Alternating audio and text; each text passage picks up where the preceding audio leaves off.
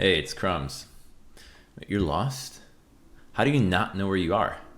It's Thorin's channel. Okay, this is going to be episode 14 of Elitists United, assuming everything actually works, and this isn't just completely broken recording, and at the end, everyone just tilts, and then probably should never do this show, never do any shows again, probably should retire from esports, throw this fucking laptop out the window.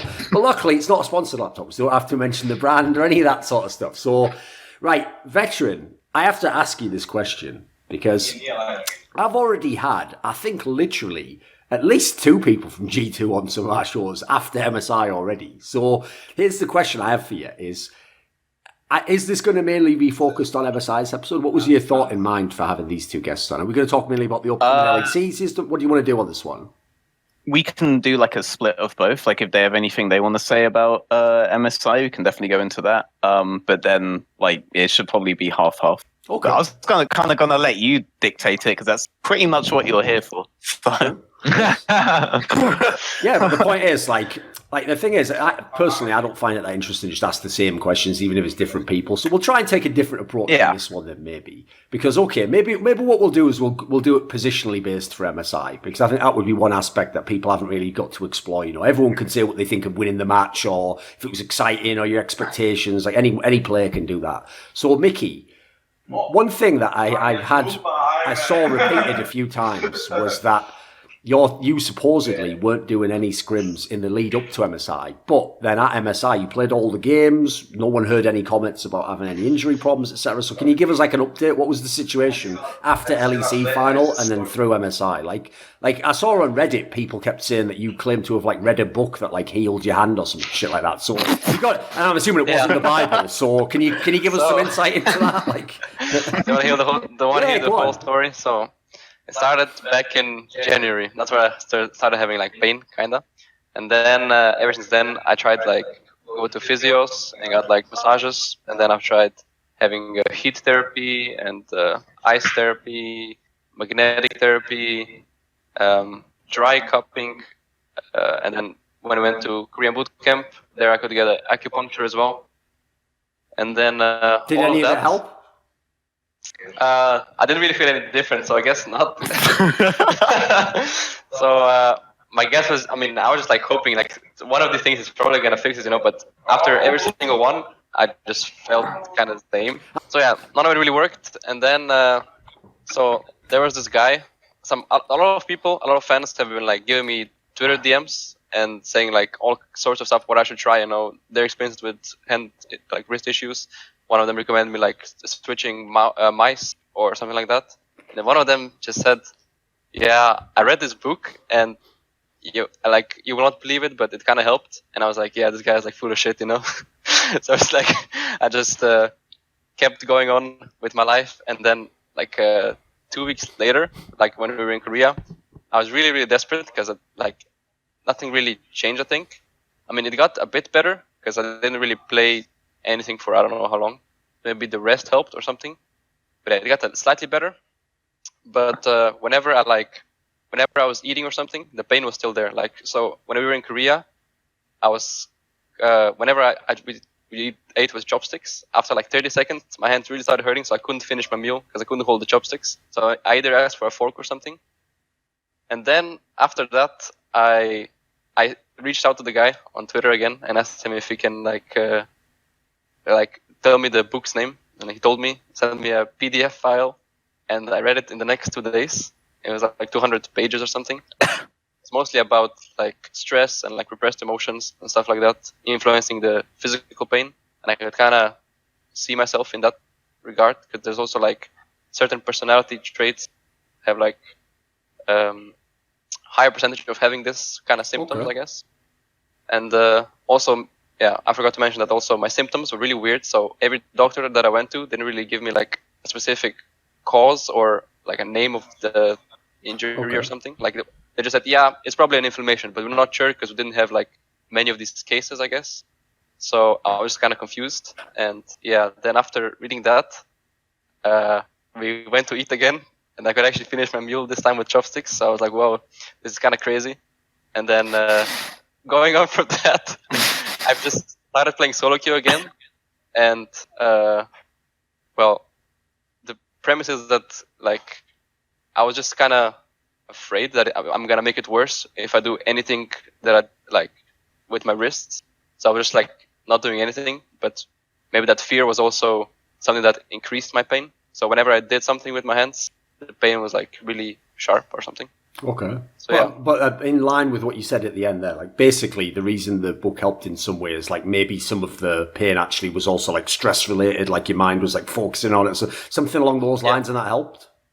Yeah, because also like last year was kind of rough, I think, and the pain started in off season as well, so that was like the most stressful period. So I could kind of see it, and after that I started playing solo queue again, and I think in total I had maybe 10 solo queue games and 10 scrims before we started playing MSI, and then during MSI I played like another 20 solo queue games and maybe 10 to 15 scrims. I don't know how much. Not sure how many scrims we played, but yeah.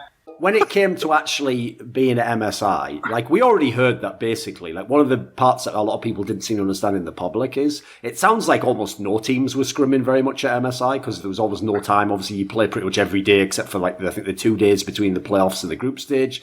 Was it the case that like other teams weren't scrimming as well? Like supposedly you guys weren't doing it at all, right? You just played the games.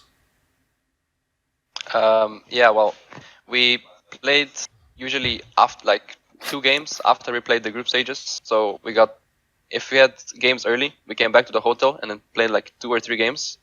And I think one team wasn't scrimming.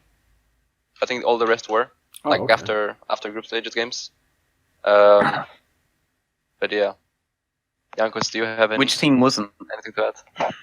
I think SKT was like, I mean, I don't know what's the case with SKT because I never met them at international tournament, but they were just, I think, screaming against the Korean teams from maybe Vietnam or from Taipei. I'm not sure that's how it felt like because we did ask them for scrims and I think other teams reached out to them as well, but no one really, I think, got scrims from them. So I'm not sure what they were doing, but I'm pretty sure they're screaming. But outside of that, then yeah, we did play some teams, like 2-3 games per day whenever we could, basically. And then I think in semifinals, like when semifinals started, I don't think we played more. Oh, fair enough. Okay. Right. Veteran, one aspect I'm interested to know about is, like, obviously this tournament was set up that it was going to be all about, like, solo laners, just carrying the game, etc. But one of the interesting parts is that actually G2's bot lane performed quite well in some of these matches. Like, stats-wise, it was going pretty well. Obviously, in the final, it went great. Like, would you have a question regarding the bot lane meta or how they played that would be interesting? Yeah, so actually I wanted to ask Jankos something on what he just said, and it is actually related to what you just asked me as well. And it's, so you guys never scrimmed SKT? No. Okay, so when Captain Jack was saying that, like, you guys had scrimmed SKT and they couldn't deal with, like, Tom Kench plus Major's bot lane, and so they banned it, that was full of shit, or? Oh, I think that was just maybe other team. I mean, we never scrimmed SKT, so if someone said that, that's, like, bullshit, yeah? And then I think maybe... Wait, who said that? Bang? Captain Jack, I think, said it, no? Yeah, it was... Wait, yeah, Cap said it? him. No, Captain Jack. Captain Jack, old Korean name, was like working with C9. Yeah. So he was saying that, like, the reason that they were banning Tom versus you every game is because they faced Tom plus, like, Orianna bot plus Syndra bot plus all this stuff bot lane and scrims, and they couldn't deal with it, so they just banned it. I don't know who said it. Yeah, I mean, just partially, random. Partly true, but not quite, no. Yeah, I mean, okay, basically, yeah, we never scrim SKT. That we can agree on. That we never scrim SKT. So if someone got leaks or maybe something else, then maybe not. Who knows, right? But we never scrim SKT. Yeah.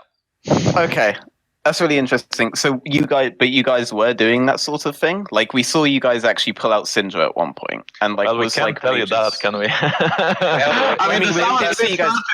So we did see you guys do like Syndra and stuff like that, but were you guys viewing bot lane as kind of like, because you also did Varus, you also did Zyrakan, were you guys actually kind of viewing bot lane as a kind of, we ignore this and we focus on the solo lane aspects, or how were you viewing it?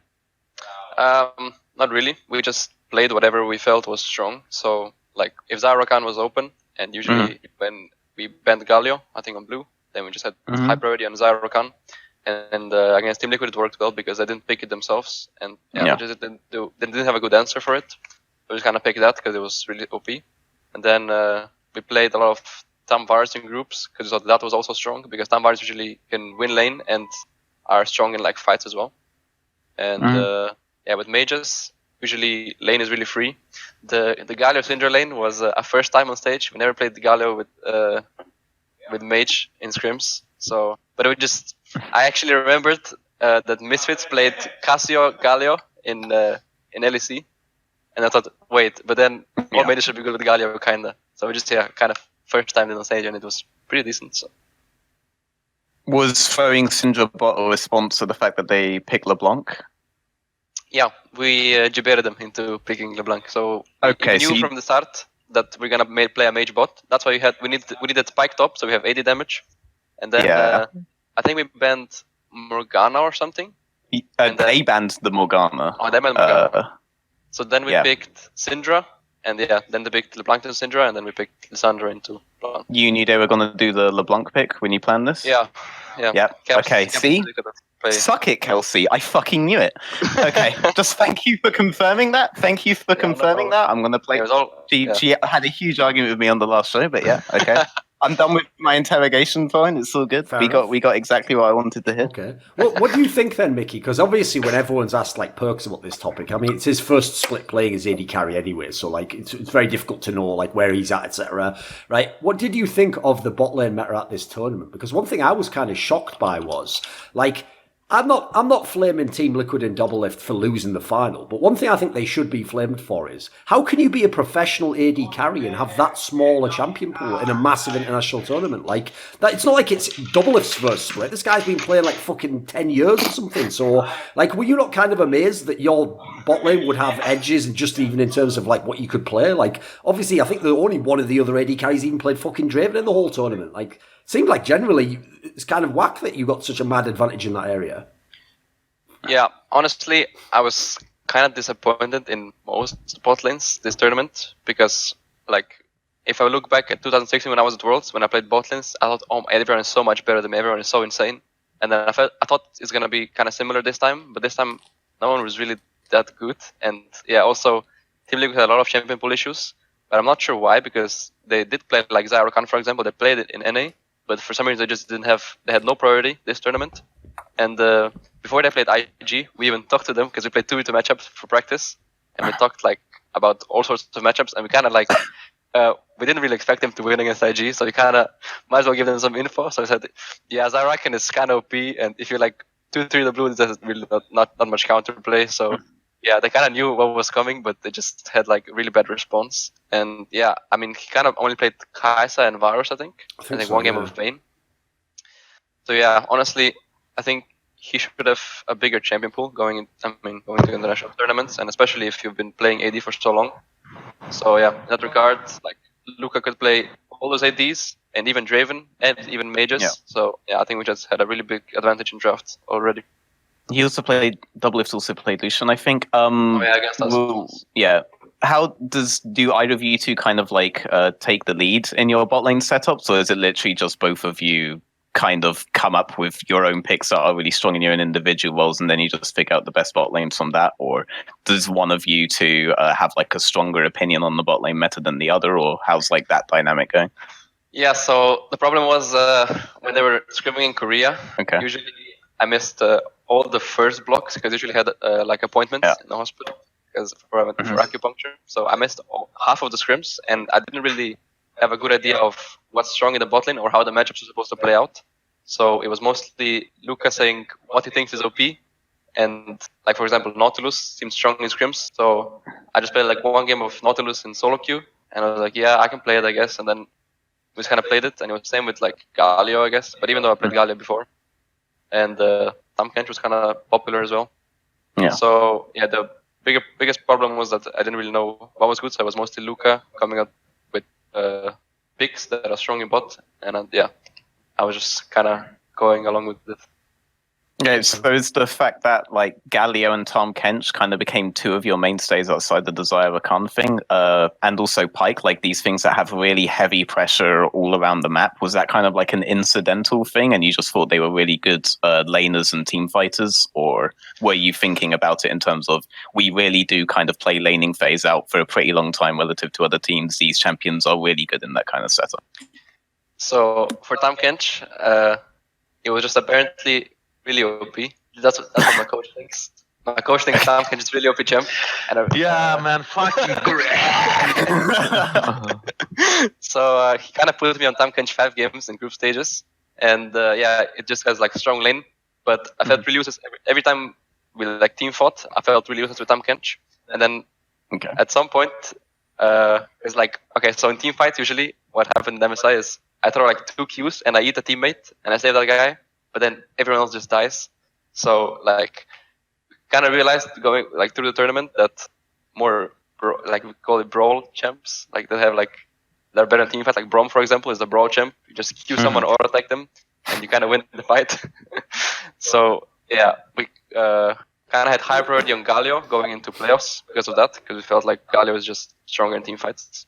Yeah. And is better in lane as well, I think. So here's like, okay, go on. Let's finish this. Yeah, Rakan is just OP. That's why I had. Yeah. Rakan. Okay, so I'm glad you brought up Braum, because then I can kind of bring in Jankos here, because the weird. Yeah, Braum and me. That's That was what I was going to say. But there was the only like big compositional mismatch that I kind of saw, at least in group stage, and you've kind of clarified why that was happening now, is that you guys were doing like a red side Jarvan and Tom rotation all the time, whereas Jarvan and Braum would always seem to me to be like a way stronger, I guess you could say, brawly thing, but also just seems to have way more synergy in general. So do you guys ever like consider these kinds of compositions as a team, or does it just go like Jankos believes that Jarvan is like really, really strong in general, and then obviously your coach thinks that Tom Kench is insane, so you just end up picking like Jarvan Tom, and you don't really think about a composition in that way? Yeah. I think in semifinals and finals we fixed it, and we kind of tried to go back to draft for the comp, and we drafted the comps that we believed are strong. So like Mikyx mentioned, we just drafted comps that are strong in team fights because we believe that the meta is about team fights during MSI.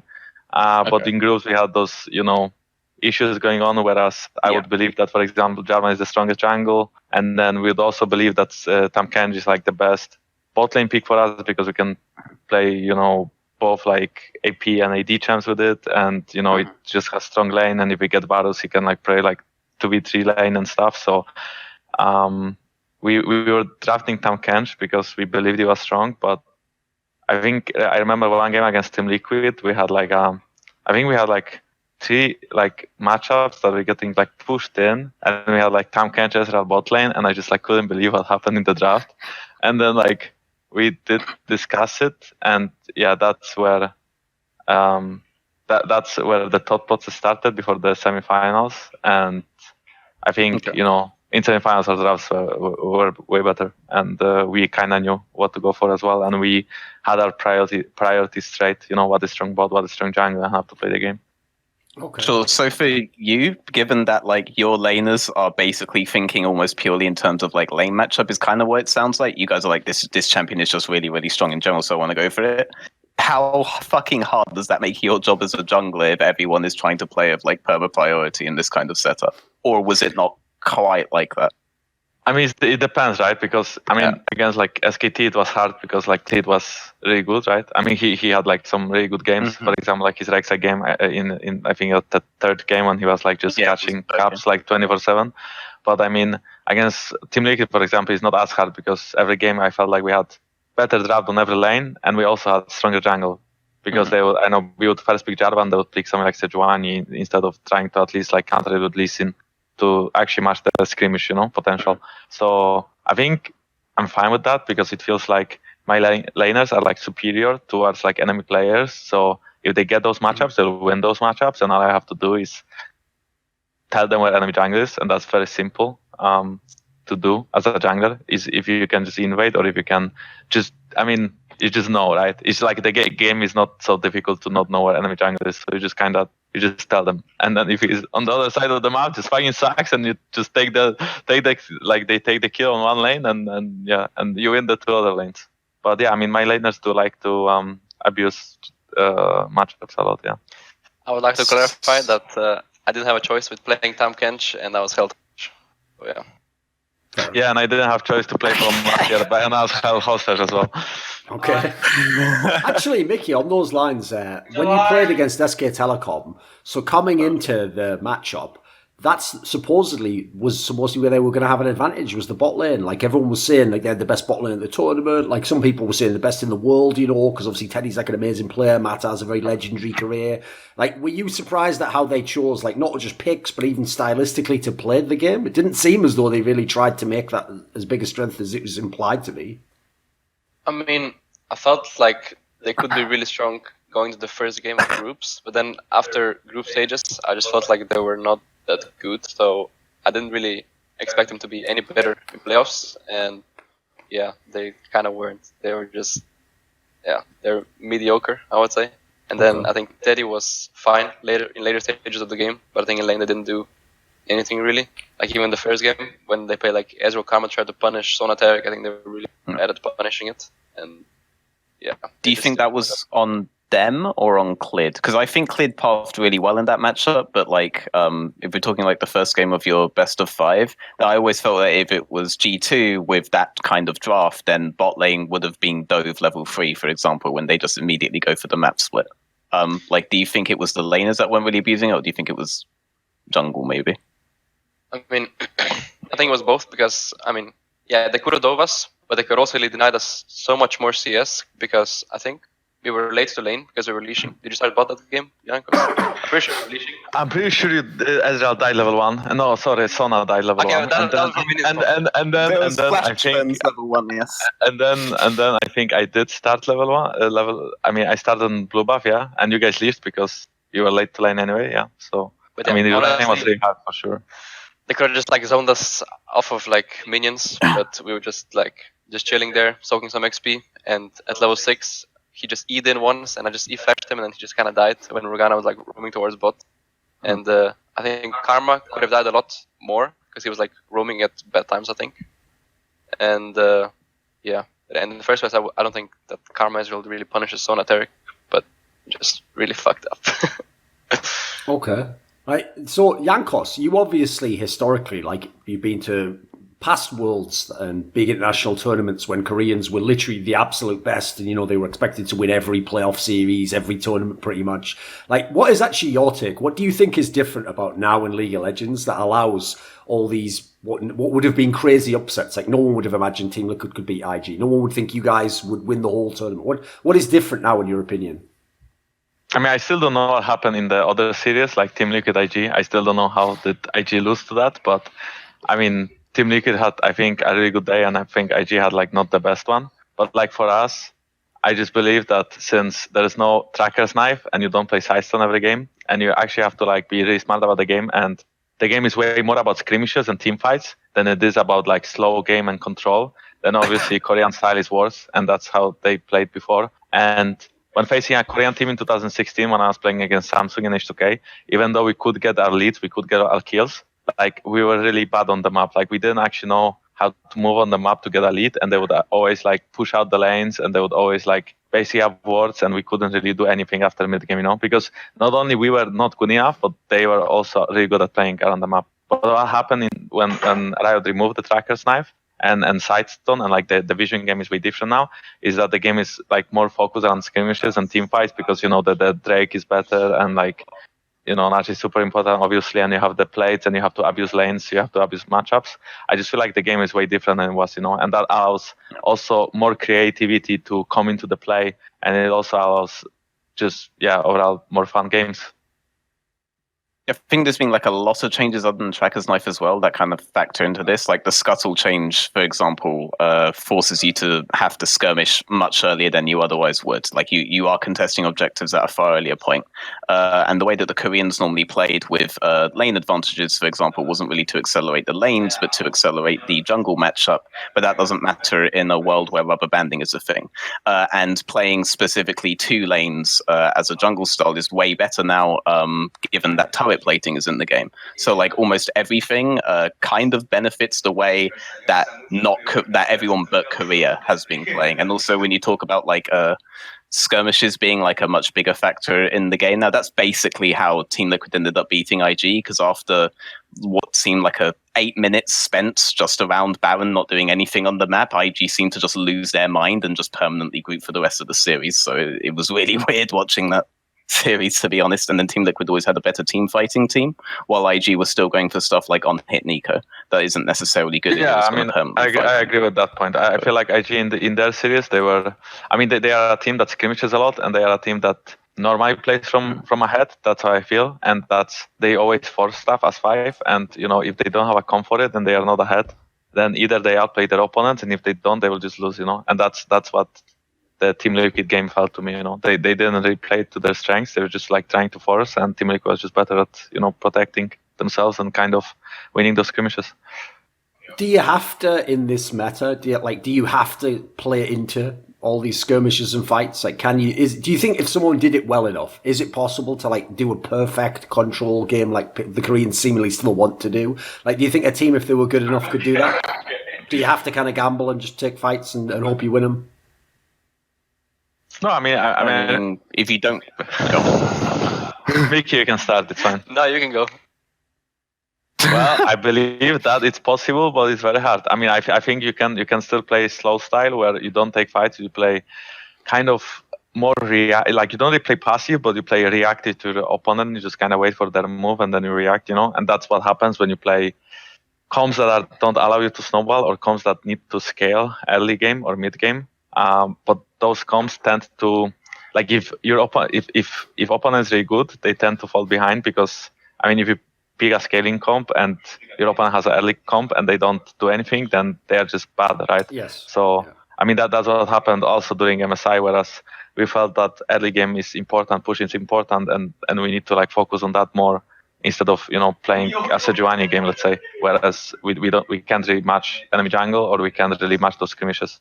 And that's why I felt like, for example, Azir was not working during MSI, because sure, every time you pick Azir, you will have a strong team fighter at some point, and he will probably stall the game for a long time. But early game, he can get pushed in, he can't really roam, and he's really slow at moving around the map, And every time, either it was Faker or even Caps played Azir, yes, it just seemed really underwhelming.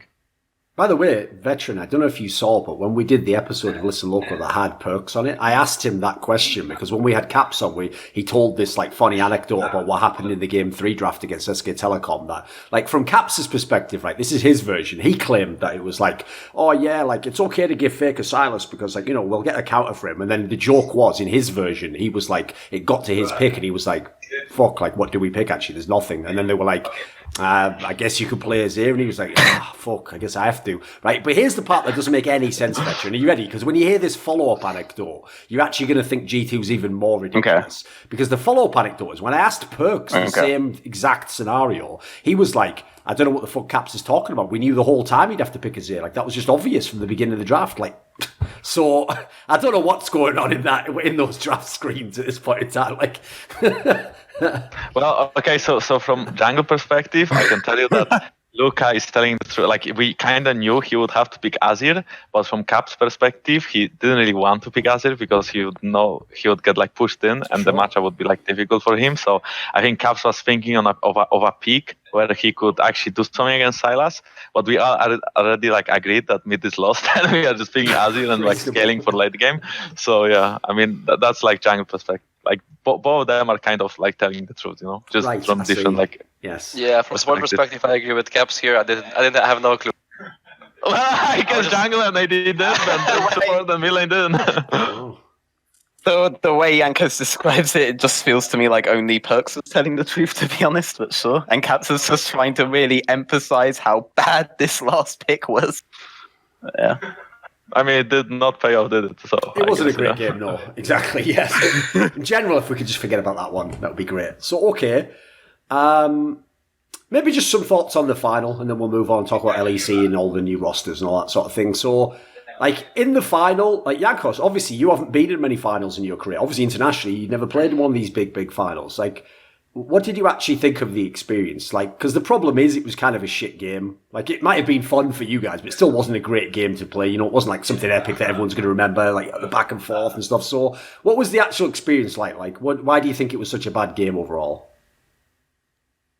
I mean, I think the opening ceremony was really nice, and I think that it was really like fun to be there. I mean, I was like super excited because the games before we played the SKT, I was like, I had food poisoning and I couldn't sleep, and I was like, yeah, just being in the toilet for like the whole night, and then Okay. you know, I was just like overall not very happy about my performance against SKT, even though it wasn't bad. I felt like I could play better, and then against like when we won the 5 games, I was like super happy, and I knew that Team Liquid will be tough because they did beat IG, right? So there has to be like something to it. Sure.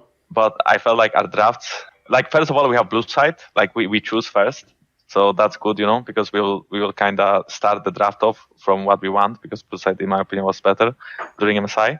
And then also, yeah, it was still Team Liquid. And so we went into the BO5, and yeah, it was fun, you know. And I think the first game was like still a bit stressful. I mean, obviously everyone's like trying their best, and it was a little bit stressful because it's the first game of the final. And then second game, I could feel the hype already that we are probably winning this one, you know. Like if we win the second game, it's probably over. But the second game was like a bit back and forth at some point. Like we were getting caught, they were getting caught. And I felt like after second game, it was just unlosable. Because it's really hard to come back from a 2-0 deficit. But yeah, it just felt really hopeless for them. And when they picked Sejuani into Jarvan, and they picked like losing lanes, and we again drafted Jarvan, Zaya, Rakan, and they picked something like, I don't even know what they had. They had like, I think Kai'Sa, Sejuani, and some like whatever support. It was just like so hopeless for them. Like I just, yeah. Actually, along those lines, I mean, yeah, go on. I mean, I think they are a fine team, you know. I just think that our strengths are good against them, you know. They had to focus a lot on solo laners, and because of that, they couldn't really focus on bot drafts, and that way we had bigger champion pools, and we got like better bot jungle draft pretty much every game. So I feel like it was very hard for them to play the game. Okay. Right, Veteran, do you actually have any thoughts on that in Game 3? Because one of the things that what people might not realise is, yes, there was other games that we've seen that have been very, very short. Obviously, the SK Telecom IG last game of the group stage was very, very short. It was like, 16 minutes or something. An LEC Game 3 LEC final was... Yes, finals exactly. game, So yeah. we've had these games that you've seen people get stomped. But actually, during the tournament up to that point, Team Liquid hadn't been a team that ever got wrecked like that, actually. Even in the games they were losing, they tended to stay in them for pretty long. Like, they were doing all right even against IG and SK Telecom in the group. So, like, why do you think this game was just such a foregone conclusion? Like, how could it be that quick in a grand final? What contributed to that? I mean, 3 winning lanes and 3 winning lanes, winning jungle matchup definitely goes some way to contribute to that kind of thing. But also, I feel like if you're in a game 3 and you're already 0-2 down, definitely some sort of mental thing is going to come in. But there really isn't too much to add on to what Jankos said without going into like trying to be a mind reader about what's going on in their minds in an 0-2 scenario in an MSI finals. But I will definitely can you like say reverse engineer what you think they were trying to do on Game 3 though? Like what were their win conditions in that scenario? What did they think they were going to do? What did they think they were going to do here? I think that they thought that I think they realized that they couldn't actually contest G2's early mid-game plans, and they just decided that they were going to try to scale and win in team fights. And they also realized that they themselves were not mentally prepared to lose another early to mid-game versus them. And so they've picked a lot of champions here that once it hits 2 to 3 items, they can actually very comfortably win out in team fights. It looks like a composition that you could 1-1-3 on as well, which is a pretty good stalling mechanism versus a really strong 1-3-1 setup, which is what G2 have. But this kind of implies that you don't get completely shit stomped in the first 8 minutes of the game, which they did. But it seems like a really, really safe composition for a team that doesn't feel like they could execute anything too complex in the early mid-game at this point, and that they needed to net to win the same way that they netted them versus IG, which is by getting to a point where their champions outscale in perma groups. Which they never got to. But I do have to say, I don't think there's ever been an upset that was then followed by a really good game. Like upsets are upsets for a reason, yeah, you know. Exactly, yeah. Like that's a point we made on other shows. But yeah, basically that's what also, by the way, shows that it was an upset, is that it doesn't continue and they don't do it again in the next match. So even though people think that means we're hating on them, we're not really. They played a great game against IG. They played shit against G2. I think that's fair. Yeah. I also have like one more point considering Team Liquid. I think for example, draft was a big part this MSI, I think, and Team Liquid just had really good drafts against IG. I think they were better prepared against them, and IG wasn't really prepared against Team Liquid because for some reason they gave them like Skarner into Rek'Sai, even though even in NA they played like 3 games I think of Skarner into Rek'Sai and they won all of them, and also they picked like Zoe, and then they had the Lux counter pick and Skarner, so the game was kind of won in draft. And then one game I think they also had Vayne that was pretty good. That was pretty good in their team comp, and then against us we were just more ready for them. And I think they just wanted to go for comfort picks against us. For example, we picked first week Jarvan, and they just picked Skarner because he's like undefeated on Skarner, but it's like a bad matchup anyway. And then last game as well, they picked Alistar Kai'Sa because they won a lot of games with Alistar, and it's usually his comfort pick. So, but it's not really good like in the matchup or even in the game. So, I think they just got kind of I mean, saying that they won all 3 games on Skarn is a little bit facetious, only because they kind of beat everyone in North America on basically everything, though. So yeah, it's a bit difficult to find champions they lost. Was like in final, no? When they reverse swept, it was like 3 games of Skarner or something like that. Yes, when they came back from the reverse sweep, he means. I think hilarious. They did actually. Okay. So I didn't remember that. That's a really good point. But I like that you brought up the Vayne thing because you guys attempted to do the Vayne into Neeko thing, and it's actually something that can match really well in side lane later on. But you guys were in a situation where if you put him bot lane, if you put Vayne bot lane, then she was actually in a piss poor matchup, so she wouldn't be able to match the Neeko later on. If you put her top lane, well, you see the situation that ended up happening. So you were in like a pretty bad situation there, but they had a good matchup for Vayne in bot lane, and then later on they just had Vayne perma split pushing, and then Neeko just couldn't match her. So they actually had a really good setup in that game versus IG that was inspired by you guys and executed a little bit better, I would say. Slightly, yeah. Okay. Right, what about this then? One question I wanted to ask before we move on, and we'll talk about LEC, and obviously there's a million rosters we can potentially explore. Right, one of the interesting things about this tournament was everyone kept framing the whole event in terms of the style of each of the teams. And so the reason why people were so down on Team Liquid and SK Telecom is because it was specifically G2 and IG that were representing their regions, and that style looked like it would be very effective, and it was, obviously, to some degree. My question is this: if another EU team could have gone, like just in terms of style and player strength and stuff, which do you think from Europe would have done the best out of Origin or Fnatic if one of those teams for whatever reason had gone to MSI instead? Which of those would you have picked for both of you? Which do you think would do better in this tournament? No idea.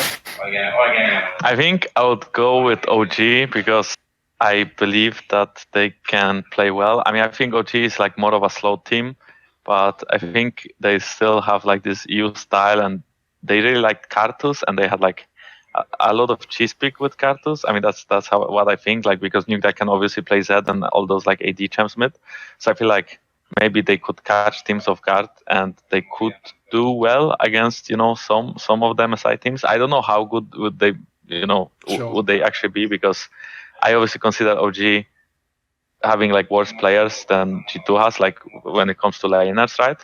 But I mean, I think they would probably do better than Fnatic. Yeah, I also think actually OG, because I think they have a bigger advantage in draft compared to Fnatic. I think they have really big champion pools, and I think Fnatic doesn't really.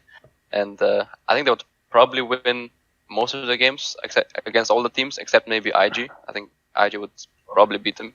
But I think against SKT or Team Liquid, I think they could probably win. Okay. What do you think, Veteran? Who would you pick?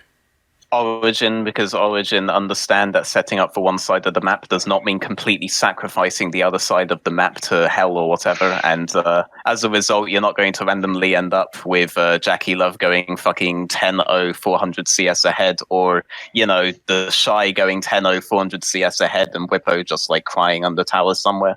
Like I would much prefer Origin goes to that tournament, because I think that Origin, if they have a plan for you, they'll execute it almost flawlessly. And I think that Origin are a team that's going to get better and better the more situations they encounter that they have to plan for. And I think the reason why G2 did so well against them in playoffs is they threw a lot of scenarios against Origin they didn't have a well thought out plan to go against. Like the way G2 plays is very different from a lot of other teams, where a lot of other teams Like, you know how a Fnatic game is going to play out once you see the draft. Yes. You know how Splice are going to play out the moment that you see their tags enter. Yeah. Same with Vitality. You know, a lot of teams are really easy to figure out. G2 are like the exception to that rule. And that's why, even though Origin have been able to plan for G2 at least once, when it comes to a best of 5 series, G2 are going to blow over them.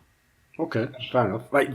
So there's a few different teams that have had some changes. So let's just do it where we'll talk about each team and then everyone just give their thoughts in whatever direction you choose. You can do it by position, you can do it by overall team, it's up to you. So one of the teams that made fairly big changes actually was one of the worst teams in the LEC, which was Rogue, where understandably they took a whole bunch of players from their academy team, the one called Rogue Esports Club. So some of these players people will have seen, like obviously Finn already was a sub for top lane in the last split, but now in theory he's going to be like, I believe, the starting top laner. I know it's at the moment they listed Profit on both lineups. They brought Inspired, the jungler, up also, and then mid laner Larson, because obviously Jankos has left the team, and now they brought in Larson as well overall. So, like, who wants to start us off here? What do you think of these changes, like, overall? Do you know much about these players? What would your expectations be for Rogue? Well, I think personally that it can't be worse than it was. I think that, you know, Inspired and Larsen are really, like, young, and they are, like, talented probably. And I think they are good players. And then we also have woolite Vander coming in, which are more experienced. And right, yeah.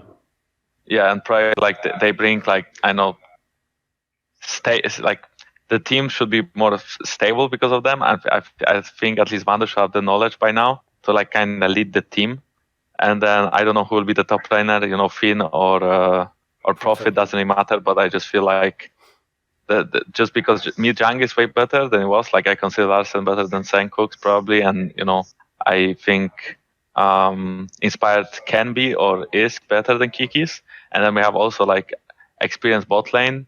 I don't know what happened to Adit. I think he was not playing very well in Rogue, and I don't consider Hiki very good either. So I feel like woolite and Vander are better. I don't know if this team will make it to playoffs. I just don't think they'll be, like, the worst team now. I think this team can actually, like, be pretty good, you know. It depends, like, how good will their mid-jungle be. Like, if their mid-jungle is really insane, I think they can make it to playoffs. If they are just, like, average, then I think they'll be, like, 8th or 9th team. But they will for sure, like, be better the split. Okay. Yeah, I mean, for me, I think kind of similarly, except I think every role is an upgrade, except I think mid is like a side upgrade. I think Sengus, whenever they even lost, I think he was the best performing player. And I think Finn's bot lane, jungle, and potentially top are like kind of upgrades, I think. They maybe go from 10th to 9th, and then Excel goes, they just kind of switch places, I think. I think that's pretty much the only thing, yeah. Okay. Right, come on, Veteran, what do you think?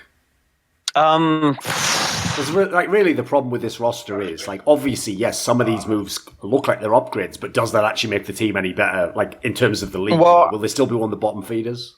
So the big strength of Rogue Esports Club in the Ultra League, now we're talking National League scene, boys, the big difference between them and every other team is that it seemed like Vander always had a really good plan of how to accelerate the team in mid-game. And it wasn't always necessarily, like, the best macro plan, but he was very, very good at noticing when he had pick potential on side lanes. And he kind of knew when people were definitely going to overextend, when not to. And Inspired was kind of led around like a dog in this regard. When they did the initial switch and they put Profit in, for example, and you had Vander leaving the team, that kind of direction left Inspired a bit. And suddenly Rogue's mid-game looked very vulnerable, whereas beforehand versus National League teams, it looked very, very strong. So I would be kind of worried because I don't think they should have gotten rid of Kickers, to be honest. Like, Kickers is the one out of all of them that I would definitely have kept no matter what. They do make a good point that Jankos looks really good in most of their games. But overall, I think you could have kept Kickers and done all of the other changes because what Vander did, whereas that's really good for National League, it does leave a lot of things open to abuse. And if you're against really good side laners like Dan and Leader, at the very least know how to play side lane out really well. Dan's not so hot in lane, but he knows how to play side lane out really well. Then you lose a lot of these windows, and then they are suddenly running around a bit like headless chickens. And I think Kikis has another idea of how to play mid game that may have worked really, really well if they had kept him in. So I'd only be a bit worried about the change this way, because if they kept Kikis, I would actually feel fairly confident that they could contest for a playoff spot. They're not going to be like a top 5 team or something like this, but they could at least contest for a playoff spot. I don't think Larson is a side grade. I think Larson has like a lot of potential. Maybe initially he'll be a side grade for sure.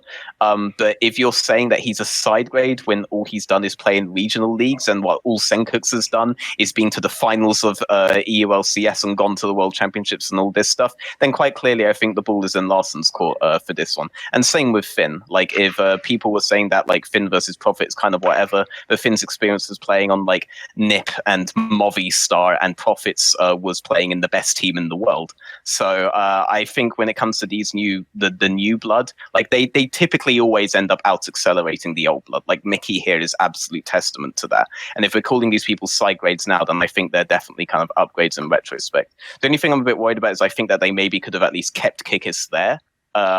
Judging by their announcement, I guess Kikis didn't quite agree with the direction that AD Carry was going, because that was like the only one where they didn't make like a completely significant upgrade. Though I do think Woolite's like an upgrade over Hiku. Everyone knows what they were trying to do and what they were trying to go for, and that didn't work out. So yeah, I kind of agree with Jankos that they'll probably still be a bottom 3 team. They won't be a last place team, and I think there was another way you could have done this, where maybe rotate Inspired and Kikis, and they could look like they could contest playoffs. Oh, there you go. Okay. Right, what about and then get 3-0'd immediately.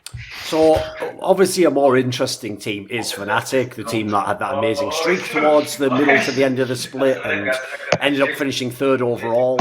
So, the big move for Fnatic was that they've brought Dan, the jungler from their academy team, Fnatic Rising, up, and then they've basically made it quite clear from actually the public statements that he's not just a sub, like they're actually actively going to run some sort of jungle rotation around Dan and Broxah. And if you look at the way Broxah's statement went, it actually looked as though he was like fucking like low morale or something, as though like he sort of telling him like you're not going to be the permanent starter, you know, like you have to challenge for your spot again. What do you think on this topic, Jankos? Because obviously Brox is a player where I feel like the public has a very weird sense, because at Worlds that people were saying he was like the best fucking jungler in the world and stuff, he looked really amazing, and then you come to the last split, he clearly had some issues with the rest of the team early on. By the end, things looked a bit better. What do you think of this move overall, like Dan, and then the aspect of maybe swapping the jungler? Well, I don't know how like is Dan compared to Broxah, because I don't watch a lot of national leagues, but I feel like Broxah is like good at his champions. I don't think his champion pool is very big, but I think he can play few champs well, and I think he's like a good jungler if he has to follow the calls. That's how I feel. Because now playing with Caps, I can kind of understand that if Broxah was playing with Caps, I can understand that Broxah is playing well, because he will probably just follow what Caps do. And I feel like Broxah can also make his own early game plans and play them well, but maybe in Fnatic it's not very possible, because I feel like the team is mostly playing on bot lane, or mid lane, and I don't know how vocal is Nemesis. So if let's say bot lane is talking, because Hylissang is pretty vocal player, that's what I heard. Sure. And then let's say top and mid is not talking, because top lane doesn't really matter that much, and mid lane is just a rookie and he doesn't really know how to talk. Sure. Then the game could be like kind of difficult for Broxah, because he can make an early game plan to get a first blood on the top lane, but then afterwards he could be kind of lost, And then I don't know what Fnatic expects from the jungler, because I think Broxah is fine. And I don't think that Dan will like help them that much, unless Dan has like insane knowledge about like basically early mid game, or maybe he will change Fnatic mentality of playing through the bot lane a lot, and that will help them. Or maybe he will like force a lot of mid stuff, and him and Nemesis will play better than Nemesis played with Broxah. So I mean, it will for sure motivate Broxah to play better, and Danny is probably like really motivated too, because he wants to prove himself in like the main squad in Fnatic. So I think for both of them it should work well. Both of them should like push each other to do better. But obviously, if I'm in this position where G2 gets another jungle because they think I'm shit or something, then I would probably like release a big statement and be unhappy with myself as well. That's kind of normal. Like, yeah. Yeah, makes sense. Like for Mikyx, it was a bit different, because I mean we had to get Promiscu because Mikyx had health issues, right? But if that team is getting a different player because they are shit, then fucking sucks. Indeed. Right, Veteran. And I'm not implying Brock size shit, by the way. No, of course not. Sure. Right, Veteran, this obviously must be a satisfying look for you, right? I mean, you have often criticised Broxer anyway, even when they were at their prime, so it's satisfying when Fnatic themselves agree, right?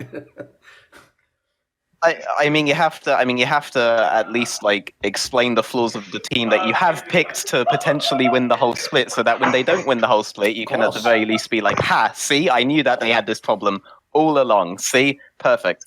But I think Jankos really hit the nail on the head with his description of way Fnatic play. Like outside of these, like sometimes you saw, for example, like the Nocturne level 2 dive, like they have these really, really early first level plans. But outside of that, Broxer kind of like just tends really hard towards one lane, but he doesn't really like. This is not a team that kind of knows how to play all 3 lanes with the jungler, like at least 5 teams in Europe are able to do. And we've had multiple people on the show describe to us how Caps was really, really vocal, and that in the initial year when Caps was brought in, he wasn't too vocal, and you could see that Fnatic back then is very similar to Fnatic's jungle system now. And then Caps did get really vocal. Nemesis has come from Mad Lions with Selfmade, and Selfmade was always like the really vocal element of their mid jungle. He was always that. So Nemesis never had to be this insanely vocal player. And I think the Dan change is really, really. Oh, Veteran died. He just died, didn't he? Wait there a second. You back? Yeah, I'm back. Where did I get cut? It just froze. I think you said something like he's really influential, and then it like cut. Wait, I said something like what? You said the word influential or something? Yeah, you just basically said that like Selfmade was like the talking guy in Mad Lions, and the Messi was not, and that Dan should change it because probably he talks more. That was his point, right? Dan definitely. Like Dan's actually really vocal. So Dan was actually interestingly on the on one of the first teams that I worked with at a LAN event. So I know from first-hand experience that he's always been incredibly vocal. The reason why he never like appeared on my list, and I wasn't like super bigging up until really recently, is because his actual knowledge of how to play out jungle matchups was what was lacking. But this split in Fnatic Rising, that has definitely improved to the point where he like receives my full endorsement. This kind of personality is actually very difficult to find. We don't have that many junglers who have that kind of personality. Jankos has always like intuitively had that kind of personality. Max Laine has that kind of personality. Memento has that kind of personality to really like take the ball by the horns, you know, in the early game and really dictate that, especially when they have to. I'm not sure how you work now, that like Caps is way more vocal and stuff, but I know at the very least Jankos is able to.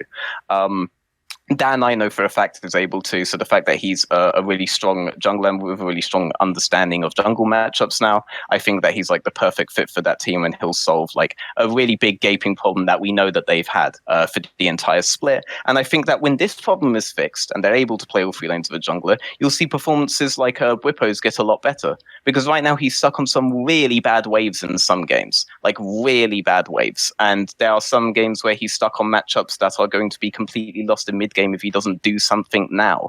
But they're not playing with this in mind because they think that they really need to get bot lane snowballing. And so then you see some of his more indecisions, like on Jace, like on Gangplank, stuff like this. But we know that if Bwipo is played too properly, he can have some outstanding games, like his Aatrox game versus Soaz, for example. Sure. So I really do think that this will fix a lot of problems. I had to say that because I saw so much flame coming Bwipo's way on the Reddit thread. Like it really blew my mind. I thought that like people loved Bwipo or something, but apparently everybody wants his head on a pike for Fnatic coming third, which I just think is completely wrong. Because the problem is, Veteran, like, I'll give you my read on this, because one thing I would say actually, like in my job, I consider like an essential part of it, the content creators, you have to know like the pulse of the community, and you have to try and figure out, you know, why they're thinking that, where it's coming from. And I have to say, unfortunately, if you're Bwipo, like I don't even think it's actually just his play. Like I've criticised his play, I thought he was an overrated top laner, but he's certainly still above average in the LEC. Like, he's not a bad player by any means. But the problem is, if you look at who they have now in Fnatic,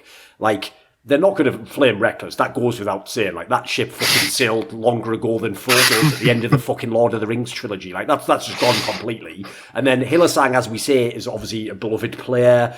You can be fairly invisible as a fucking support if you lose anyway. You're never going to get blamed. Mid lane is brand new. It'd be pretty harsh to just be going in on him 24/7.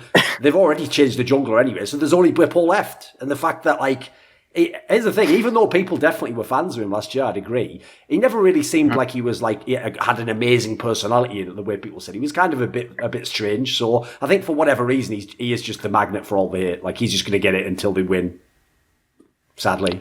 Sure. Even though I would say that is a good example of a team where... Oh, wait a sec, you're lagging a sec, mate. Wait a sec. Oh, you're back. I'm lagging? You're back now. Okay. Yeah, go on. Did he lag again? Is it me? To understand if I'm describing it, I guess wexz hasn't... Oh, come on. I am still here. Try now. Hi.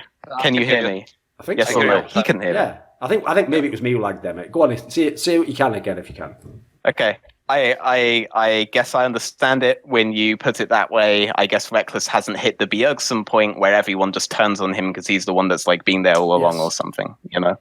Well, he's lucky in that sense because the difference with him and Bjergsen is because he's changed like for really good mid laners and top laners so many times in his career. He hasn't really got the same, like, no one's noticed basically that he's the one player remaining through all the lineups. Like, I know what you mean. Like, I would expect eventually people will turn on him like that. But that's also the weird thing about fans is when they're massive fans of a player, when they turn so hard, it's fucking unreal. As you say, with like Bjergsen and Doublelift, obviously these are good examples. Like, they go so hard the other way, it's unreal. Like all those TSM fans who now claim, I never wanted Doublelift to leave. Like, I think we should go back to after Season 6 Worlds and have a read of those fucking Reddit threads, shall we? Because those were pretty rough. So, okay, what about this then? Veteran. Can this actually make Fnatic the champion in Summer Split?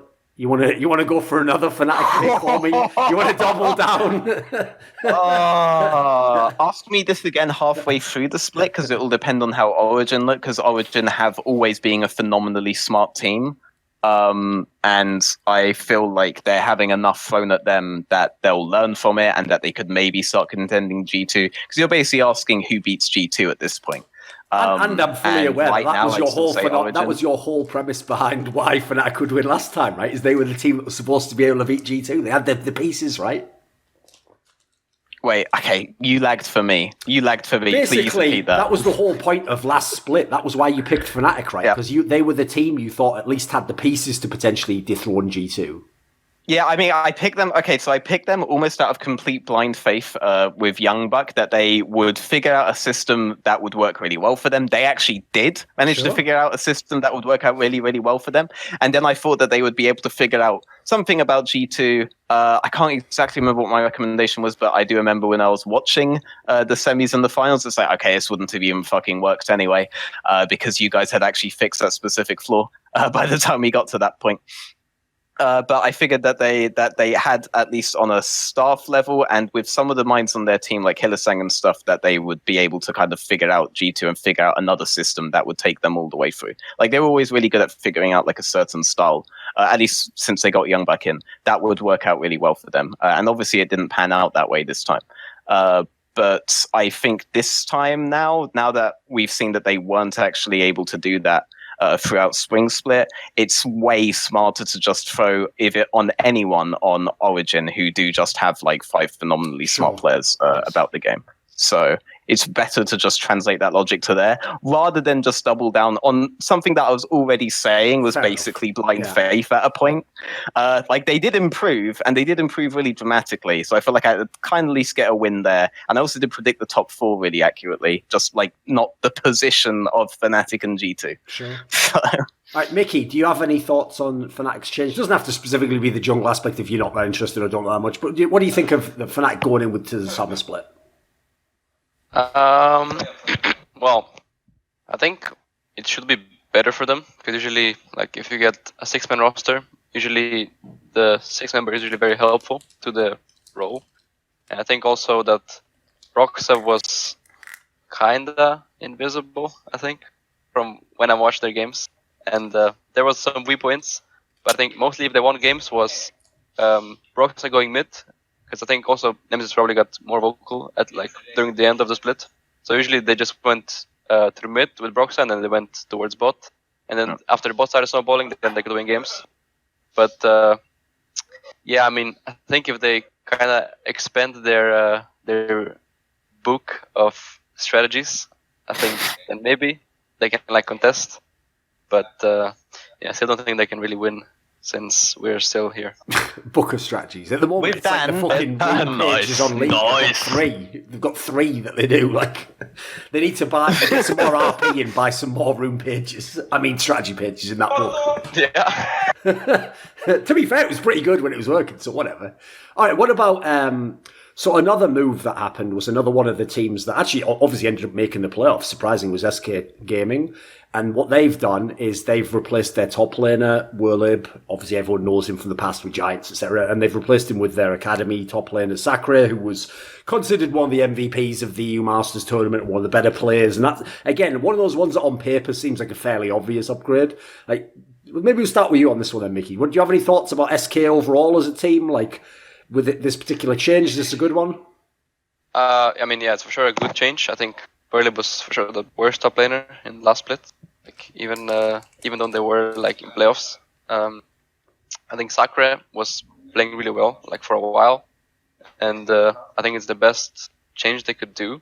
I think all the other players are playing fine, so I think with this change they could probably aim higher. Maybe they could aim for like a top 3 finish. Sure. And yeah, overall, just think it's a good change, but they did get a lot of backlash for it, even though I don't really agree with the fans on that one. I think, yeah, it was a good change. Yeah, that was a bit weird, I have to say, the backlash. Yeah. You got to give SK credit. I mean, they've got the best Polish-born jungler in the LEC, like they've got some other good pieces around there. And, no, what do you think, Jankos? Come on, obviously, you must... Actually, I don't think we've ever asked you on a show. What are your thoughts generally about Selfmade and this SK team? Because obviously, I think people will be interested to know what you think. Yeah, I mean, I think that SK... mid jungle is good, I think Selfmade is playing really well with Blank, and I think Selfmade is really good overall. And I think their bot lane is like... Nothing wrong with that. Compliment, he's being nice. Come on. He's being nice. What? I don't know. They all think you're being sincere, I think, mate. Even though, just nice compliment. Yeah, he's kind of bad with names. Yeah. Tell Blank. Think harder. There are so many obvious jokes I can make right now. I'm not going to make any of them, but it's fine. The name is Pyrian, Jankos. Yeah, exactly. Yeah, I'm really bad with names, okay? I'm like, no joke, bad with names, like, no joke. So, yeah, I think Pyrian and Selfmade are playing really well together, and I think the bot lane is, like, to my surprise, pretty solid, because I never considered...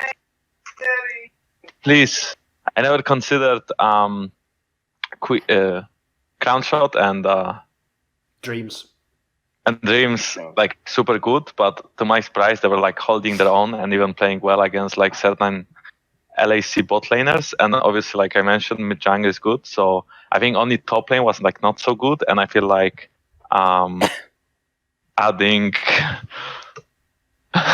Sakura to the mix can work wonders. And I think that Sakura had like good experience in G2 as well last year. Like he was with us during Worlds, and I think he got some experience from us. And I, like you guys mentioned, I think he was playing very well during EU Masters, even though I didn't watch it. Then I think people said he was playing well, so I guess he was playing well. And last time they went all the way to playoffs, and they were like pretty decent in playoffs, because of mainly Selfmade and Pyrian. So I'm wondering what will happen now. I don't think that changing one player will actually benefit the team that much. I don't think they will actually like be higher than they were, but I think they can at least like keep their ground. I think they're like top 4, top 5 team. Okay. Unless I don't know something, and randomly they like start smurfing even more, But I just don't think that Selfmade and Pyrian can like play better than they are right now, I just think that they can't carry the team more than they are already carrying the team. Sure. What do you think, Veteran?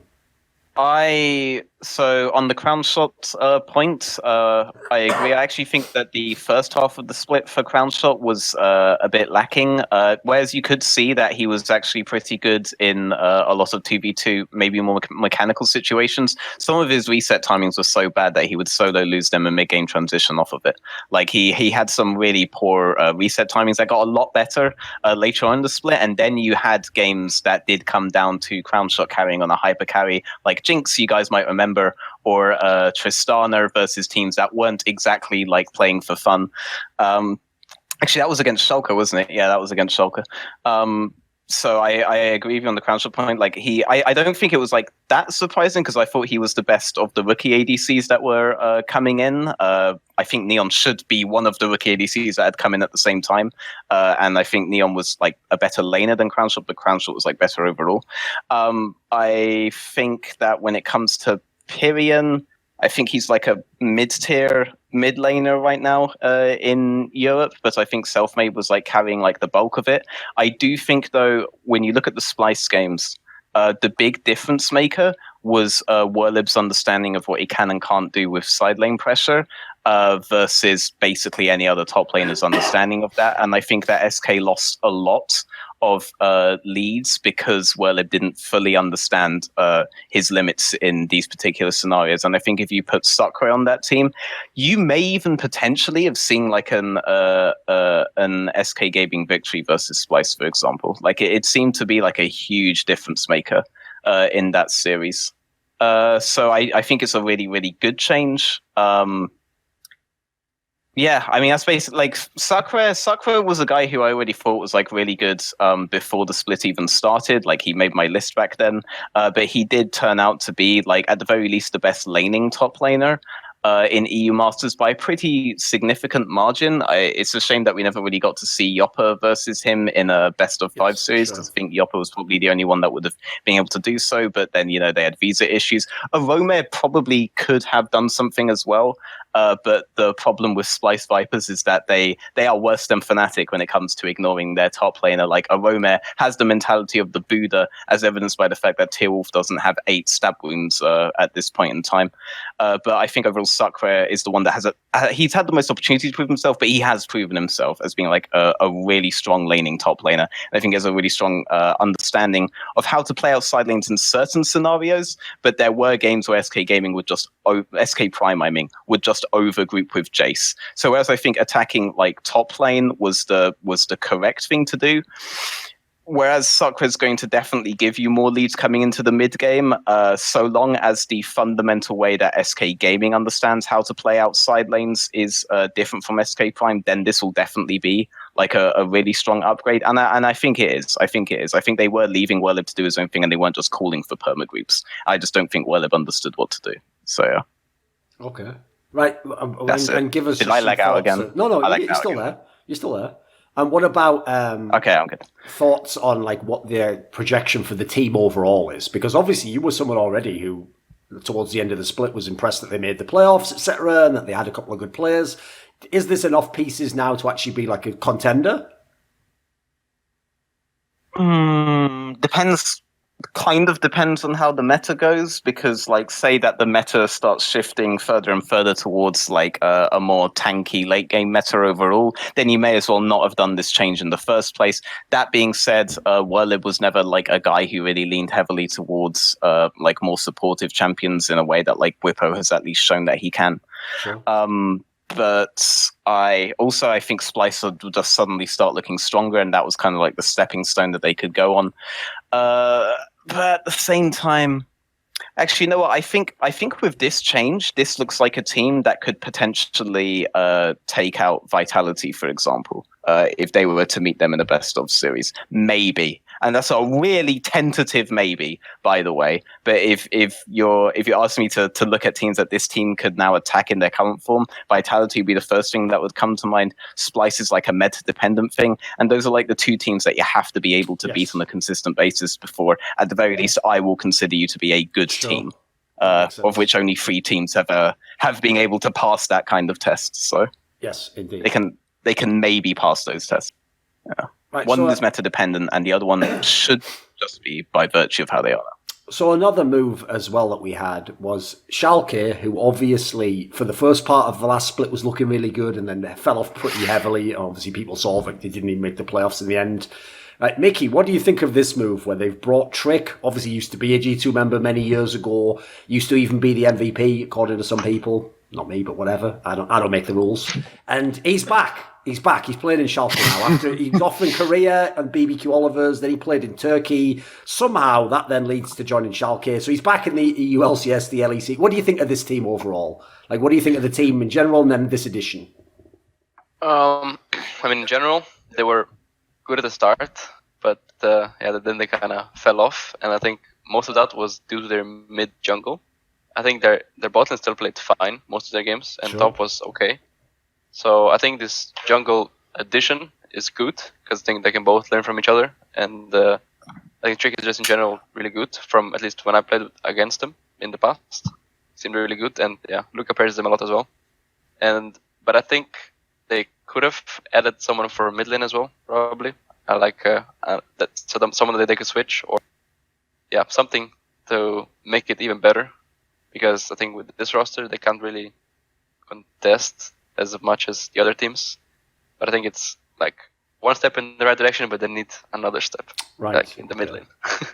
Right, come on, Jankos. This is obviously a jungle change. What do you think? Like, what is your take on I'm waiting for my turn. I'm waiting for my turn. Okay. Well, so basically, I think, from what I heard from Luca, Trig is good because he can lead the game well. And I feel like Abaddage and Memento probably had issues because they couldn't, like, they didn't play together very well. And I think none of them could take the initiative to actually like play the game better because none of them had like a clue how to play mid like later on mid late game basically. And in early game, if they would not have like a stronger matchup that they could snowball with, they would lose those skirmishes because they would still take them. But I think like Trig is way smarter than Memento. I think he's basically a smart player. I don't consider him like insane, but he from what I heard and from what I played against him, he knows a lot about the game. He knows a lot about jungle matchups, and he overall can lead.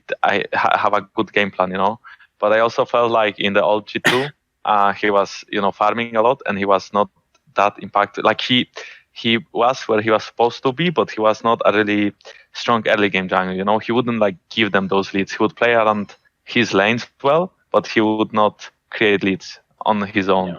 And I think that maybe changed a bit in like barbecue Olivers because the team was not very good and he basically was like the only one playing well. And in Turkey, I didn't really bother watching. But honestly, I think the team should make playoffs now.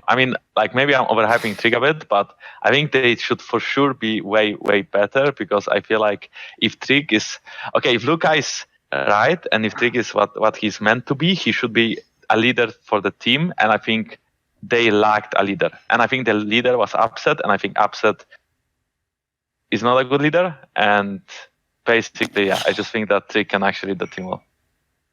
Because if you have AD carry as the leader and like all your game plan is to go bot, or like I know it's just something with AD carries. Sure. Basically just let Trig handle it, and I think the team will do well. Yeah. So I'm personally very curious about how they will play. Indeed.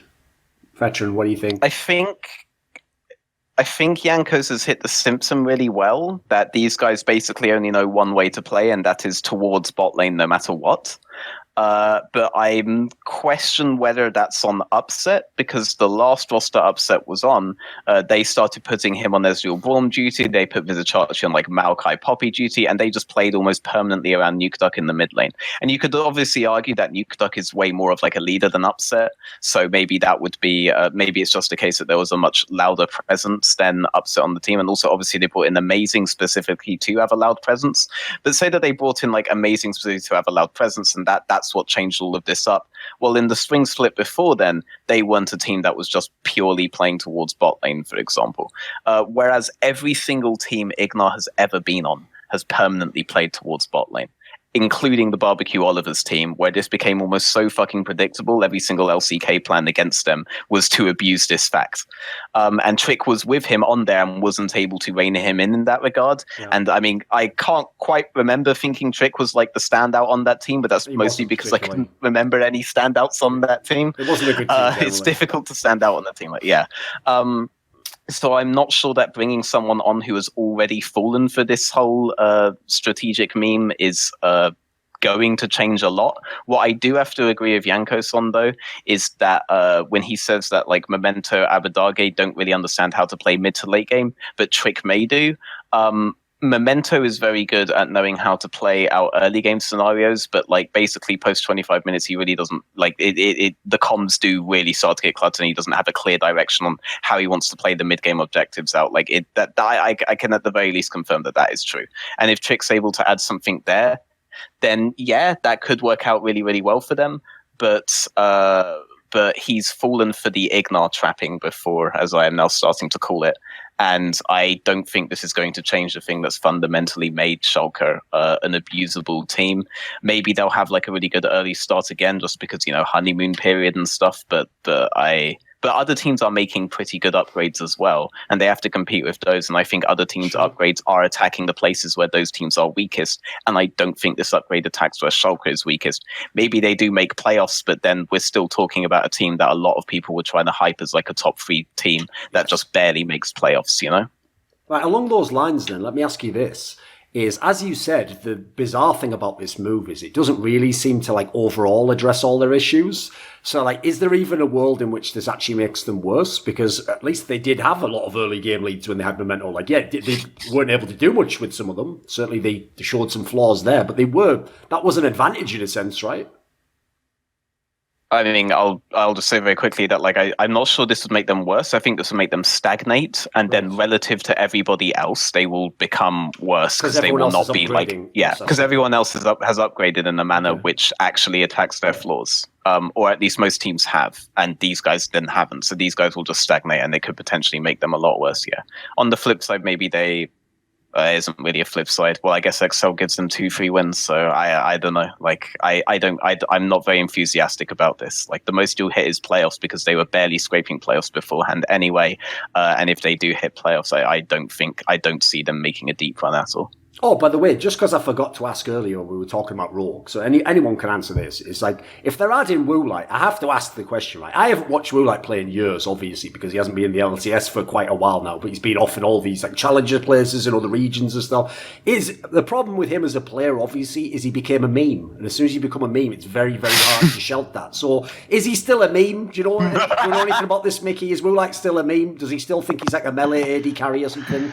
Well, in Polish community, I can tell you that he's still a meme. I don't know what people think about him internationally. It's like a joke, but that meme was all, yeah. From scrimming them a bit and playing against him in solo queue, I think he's good in lane. I think he can play in lane well. But yeah, sometimes he still has those teamfight moments where he just kind of dies. And sometimes the win condition when you play against them is like, cash Woolite. Sure. And I think maybe it's still a bit of a meme, but it's for sure gotten better. I think overall he's probably an upgrade over Hikyu, so that's something I guess. Yeah. Well, no, it's definitely politically a very well set up move because no one's going to complain about replacing Hikyu. So you're right, like it's worth giving a gamble on that one. Veteran, what do you think on this angle? Because I have to say that is always the problem I had. Is I've noticed some people do that. Like they did it with Cody's son, where they're like, "Listen, he's a good player. Sure he gets caught sometimes in team fights and just dies." And I'm like, "Wait a minute, he's the AD carry. Like that's like the one thing you're not allowed to do is the AD carry. Like what a weird thing to put as a small issue." So what is he like as a player? Have you seen him much recently? Yeah, I mean, I watched him in Ultra Liga the whole time, and my criticism of Vander is that this mid-game setup thing works really well against National League teams, but I'm not seeing that like you have a proper understanding of how to set up the map. My issue with Inspired is that maybe he actually relied on Vander for these particular instances. My issue with Woolite still getting calls most every stage of the game. So he kind of looks like the worst player on that team overall. It was still a really, really fucking phenomenal team, but he's probably still going to look like the AD carry is still going to look like the worst element of this team in all likelihood. But we'll see, because like Larsen's level of competition has now leveled up pretty fucking significantly compared to how Woolite's competition has leveled up. Both have leveled up pretty big, but Larsen's obviously now going up against, Caps and his Milk. The MVP. Yes, the MVP. So there's another player who at times has veered into meme territory who's back, and this is actually your old teammate Jankos. Yarnan is back. He's on Excel, so take it and leave it as to how great that move is. But he is back in the LEC. He's allowed to play as a pro player again. He's not banished to the national leagues. What do you think of his return, and what do you think of Excel? Because obviously another team that was struggling quite a lot last split, even though they got a couple of wins towards the end, it was fair enough. What do you think, Jankos, about Harnan as a player? I think Harnan is fine. I think he's really creative, so that could help Excel to excel. And I think that I want to play against Harnan Heimerdinger, and I want to beat it. And there is no more thought about Excel for me. Right. I mean, I think, yeah, they are just. I think so. Yeah, I mean, I know that. Yeah, I just don't think about them much. I'm so sorry, Jankos, but I have to tell you, and I have to announce it here to everyone as well who is wondering. But Hianen's unbeaten Heimerdinger streak has already been broken in his time in German league. Really, unfortunately, I know that. He thought it would net him some perfect leads, but. It's gone. It's gone. I just want Perex to face Jarnan and see what yeah, exactly. Let's give Perks the humbling Uzi eye treatment. See what happens after that, right? Uzi eye never actually got to face it. No, he didn't. They just banned it, exactly. Like every game. True. Yeah. But still. He needs to face the Jin treatment. That's the real final boss that Hianen will bring out. The Excel was just garbage, if you want to. Okay. What do you think, Mickey? What do you think of this move? Yeah, I mean, I think it's a decent move. I think Hianen deserves to play in LEC. I think it's good enough. I just think, the champion pool issue is still kind of there. The change that I don't like with Excel is the mid lane change, because they got someone called Mikyx, so now I'm going to have to roam mid and make sure that he rage quits back to Korea, so I'm going to be the only one left. But in general, I don't think he was that good. Whenever I think he played in NA recently. Yes. He was in Golden Guardians at the end, yeah. Didn't think he was that good, and I think Excel had a lot better options in EU for mid lane. So I think I really don't like the change. But I think the bot lane change is pretty decent, and I think everything else is the same. So I guess coaching stuff is kind of different. Yeah, they brought in that guy from Schalke, I saw, the guy who used to be actually, fully enough, I think he actually was the coach of Mickey when he was on Team Liquid, maybe. So maybe that's the reason they did that move as well, I assume. So, that's why I think they're going to be at the bottom, and they're going to switch with Rogue, so they're going to be... Okay, I have to comment on that, because I don't think Hianen deserved what happened to him the split beforehand. I think he absolutely deserved an LEC spot, but at the same time, I think that Excel, on the back of their change for Mikyx for Kasing, that bot lane started to look really fucking good towards the end of the split. They were actually starting to contest a lot more than it did when Kasing was on there. And it started to become very apparent that Jessica actually had a very good idea of what he was doing, and that Jessica was an AD carry with a lot of potential, and that bot lane could challenge even potentially some of the best bot lanes in Europe, not necessarily actually beating you guys or anything like that, the split or anything. But it was a bot lane with a lot of potential, and they netted a lot of wins off of the back of that change. I think changing Exile for special was also a move that netted them a lot of wins. I think all of these changes, when they started tending towards more and more rookie talent, really benefited them, and these rookies netted them almost a comeback. The damage was pretty much too far gone by the time they did these changes, but they almost were able to make a comeback off of the back of these guys. I think these guys completely earned their spot, 100% earned their spot, and I think it's absolutely disgusting that they just fired all three rookies for no apparent reason when these were the changes that were working out for them. And I think it sets an absolutely horrible precedence that these guys can't just qualify through relegation territory and just get back into the league. And now we're just going to defend this organization that clearly does not give a flying fuck if the rookies earn their spot or not. Because there's no metric under which you can convince me that these rookies did not earn their spot there. I'm glad Hianen got a job again. I am, because I don't think that he deserved what happened to him. But I don't think he should be stepping over Jeskler's efforts to do it, because I think that Jeskler really earned his spot there and proved that he wasn't the dead weight in the bot lane. And I think Mikyx netted them a lot of wins that they wouldn't otherwise have gotten. And I think Special, God bless his soul, I didn't really rate Special too highly coming in, and he definitely didn't perform too well in the first weeks. But my God, he looked like an almost different mid laner by the end of there. The whole team looked like it had a lot of potential and that they could maybe start contesting a playoff spot in the next split. And then they just, I have no idea why you would remove it, except that now you have names that more people recognize. Fan-fucking-tastic. I think that's a horrible precedence for Europe as a competitive scene. I think it's absolutely disgusting what Excel did. And I think if you think there's any sort of competitive integrity in this, you're completely fucking delusional. Oh, shit. I know. Tell us what you really fucking think. But no, the question is this, right? And so one of the things that a lot of people were critical of some of the off-season moves is, after, obviously on our shows, we've hyped up all the mid laners that are in the National League and the EU Masters. Like, there's some good talent out there that clearly should probably at least get a chance at the LEC level. But the problem obviously is, it's not like they're free. Like, for example, if someone's on an academy team, they're not just going to let them go to a rival LEC team for nothing. Like, the buyouts might be very high. So if people see this move, they're going to assume that Mikyx was just a cheap gamble, and that this is just a gamble for maybe just the summer split, and you wait. What do you think generally about the topic of the fact that, like, except for when they got promoted from academy to LEC teams, basically the mid lane talent from EU Masters and National Leagues didn't really come into the LEC at this point in time? What do you think of that? The presupposition is that you have to replace special in the first place. So I think that this entire conversation about buyout comes from a position of bad faith. And the moment I saw that tweet, I just didn't want to comment on it because it just assumes you had to replace special in the first place. Okay. And I think that's just completely wrong assumption. I don't know why you would assume you have to replace any of these rookies.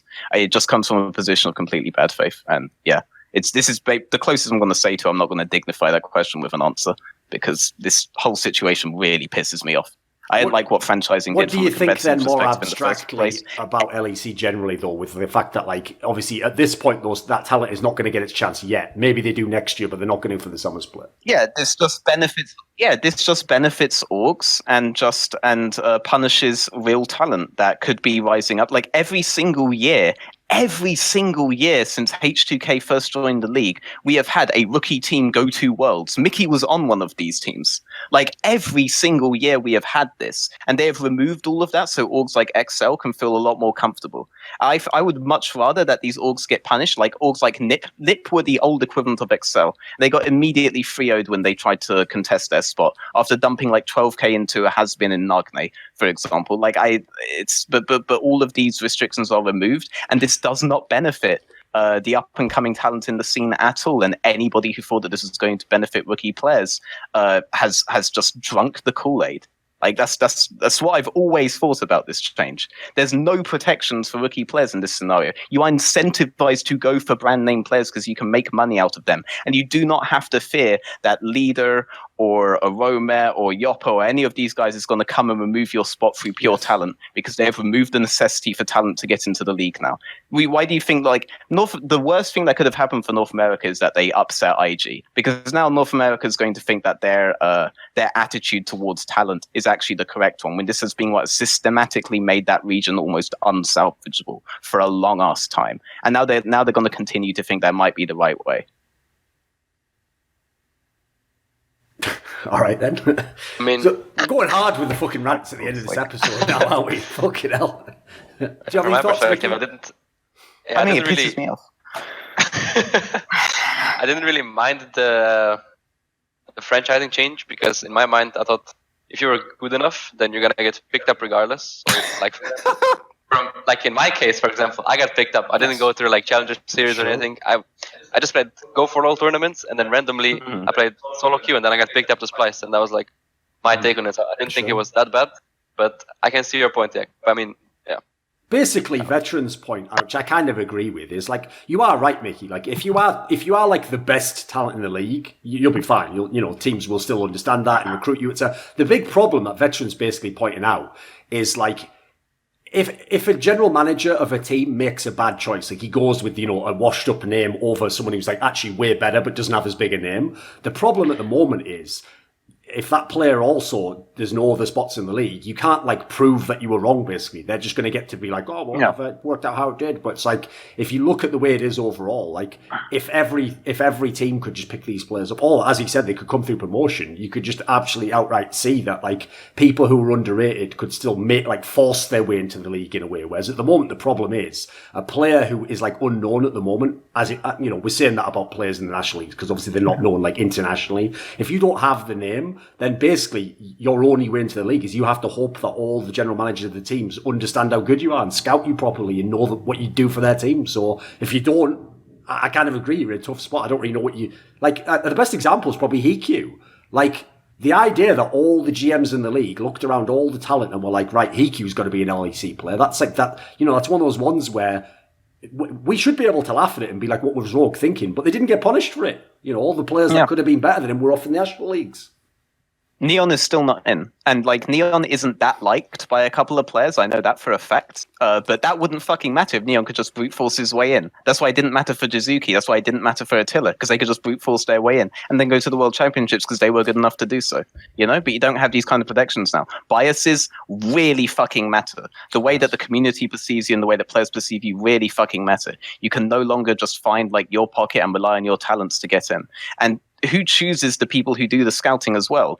Org owners are going to tend towards the people that agree with them that these players that they know are most likely to make them money are also the best players. This is something that you've seen in North America.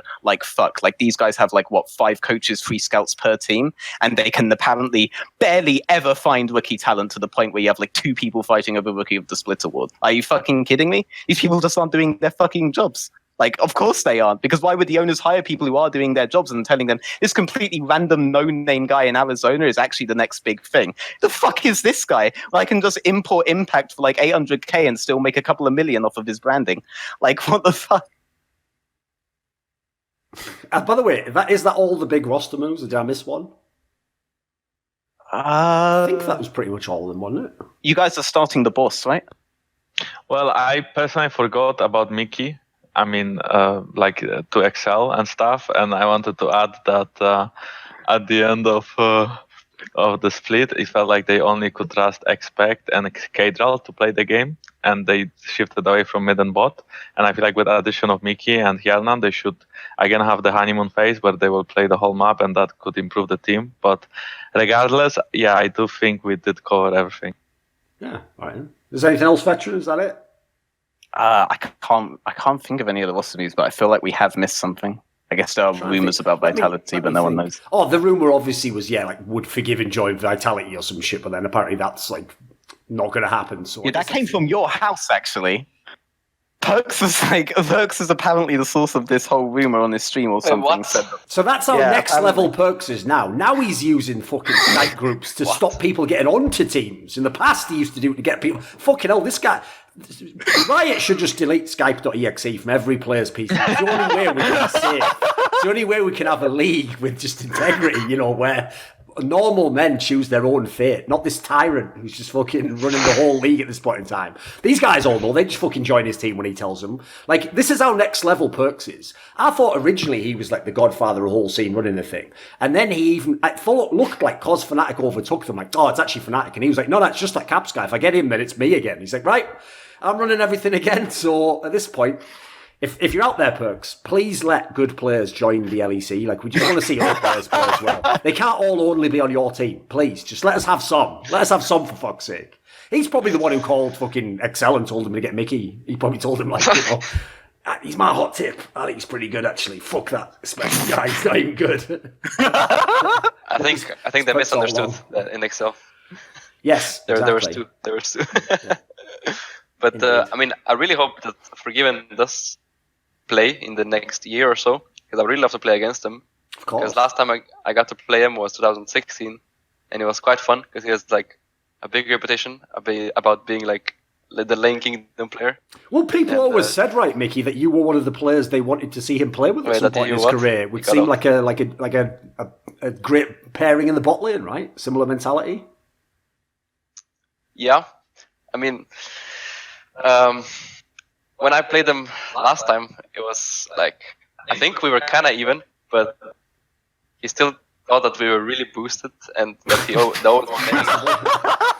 But I did go back and watch the games, and we were ahead in CS a few games, and we almost killed him 2v2. And every time we play against Forgiven, it's this thing, oh, I'm ahead in CS, haha, he's gonna be so triggered. But I just hope he comes back and is as good as he was in his prime, kind of. Even though that sounds unlikely, but could happen. Okay. You want Forgiven to rejoin the LEC, Jankos? I mean, he would be on your team, so no problem there, right? As long as he's in another team. Yeah, I mean, I don't mind. I mean, if any team picks him up, then sure, you know. Like, I wouldn't mind playing against Forgiven. To be honest, I would probably enjoy it, so why not?